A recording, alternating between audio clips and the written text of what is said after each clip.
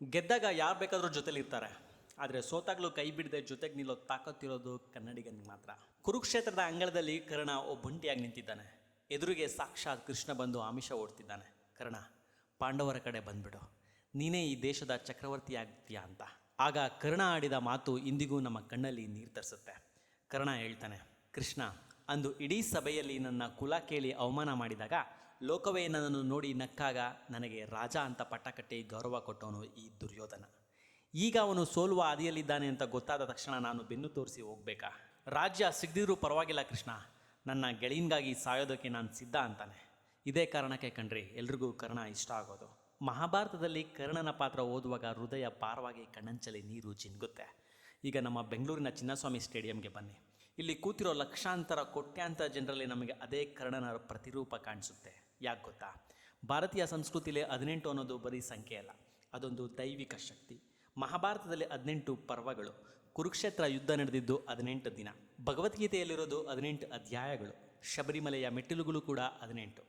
ವಿಶೇಷ ಅಂದರೆ ನಮ್ಮ RCB IPL ಕಪ್ ಗೆದ್ದಿದ್ದು ಕೂಡ 18 ವರ್ಷಗಳ ಕಾಯುವಿಕೆಯ ನಂತರ. ಅಷ್ಟೇ ಯಾಕೆ, ನಮ್ಮ ವಿರಾಟ್ ಕೊಹ್ಲಿಯ ಜರ್ಸಿ ನಂಬರ್ ಕೂಡ 18. ಇದು ಬರೀ ಕಾಕತಾಳೀಯ ಅಲ್ಲ, ಇದೊಂದು ಅದ್ಭುತವಾದ ದೈವಿಕ ನಂಟು. ಆ 18 ವರ್ಷಗಳು ನಮಗೆ ಬರೀ ಕ್ರಿಕೆಟ್ ಪಂದ್ಯಗಳಾಗಿರಲಿಲ್ಲ, ಅದೊಂದು ಯುಗ. ಪ್ರತಿ ವರ್ಷ ಸೋತಾಗಲೂ ಬೇರೆ ರಾಜ್ಯದವರು ನಮ್ಮನ್ನು ನೋಡಿ ನಕ್ಕರು, ಹೀಯಾಳಿಸಿದ್ರು. ಆದರೆ ಒಬ್ಬನೇ ಒಬ್ಬ ಕನ್ನಡಿಗ ತನ್ನ ಜರ್ಸಿ ಬಿಚ್ಚಿಡಲಿಲ್ಲ, ತನ್ನ ಹೋರಾಟ ನಿಲ್ಲಿಸಲಿಲ್ಲ. ಅದಕ್ಕೆ ನಾವು ಹೇಳೋದು, ಕರ್ಣನ ಅಚಲವಾದ ನಿಯತ್ತಿಗೆ ಸರಿಸಮಾನವಾಗಿ ನಿಲ್ಲುವ ತಾಕತ್ತು ಯಾವುದಕ್ಕಾದರೂ ಇದ್ದರೆ ಅದು ಕನ್ನಡಿಗನ ನಿಷ್ಠೆಗೆ ಮಾತ್ರ. ಕನ್ನಡಿಗರ ಈ ನಿಯತ್ತು ಇಡೀ ಪ್ರಪಂಚಕ್ಕೆ ಗೊತ್ತು. ಇಂದು RCB ಮ್ಯಾನೇಜ್ಮೆಂಟ್ ಕೈಗೊಂಡ ಒಂದು ನಿರ್ಧಾರ ಪ್ರತಿಯೊಬ್ಬ ಕನ್ನಡಿಗನ ಕಣ್ಣಲ್ಲಿ ನೀರು ತರಿಸ್ತಿದೆ. ಚಿನ್ನಸ್ವಾಮಿ ಸ್ಟೇಡಿಯಂನಲ್ಲಿ ಪಂದ್ಯ ನಡೆದಾಗಲೆಲ್ಲ ಆ 11 ಸೀಟುಗಳನ್ನು ಶಾಶ್ವತವಾಗಿ ಖಾಲಿ ಬಿಡಲು ನಿರ್ಧರಿಸಲಾಗಿದೆ. ಆ 11 ಸೀಟುಗಳು ಬರೀ ಖಾಲಿ ಕುರ್ಚಿಗಳಲ್ಲ, ಅವು ನಮ್ಮ ತಂಡದ ಮೇಲಿದ್ದ ಪರಮ ನಿಷ್ಠೆಯ ಕುರುಹುಗಳು. ತಂಡಕ್ಕಾಗಿ ಪ್ರಾಣವನ್ನೇ ಪಣಕ್ಕಿಟ್ಟ ಆ ಅಭಿಮಾನಿಗಳು ಇಂದು ನಮ್ಮೊಂದಿಗಿಲ್ಲದಿದ್ದರೂ ಅಮರರು. ಇದೇ ಅಲ್ವಾ ನಾವು RCBಯನ್ನು ಪ್ರೀತಿಸೋಕ್ಕೆ ಅಸಲಿ ಕಾರಣ.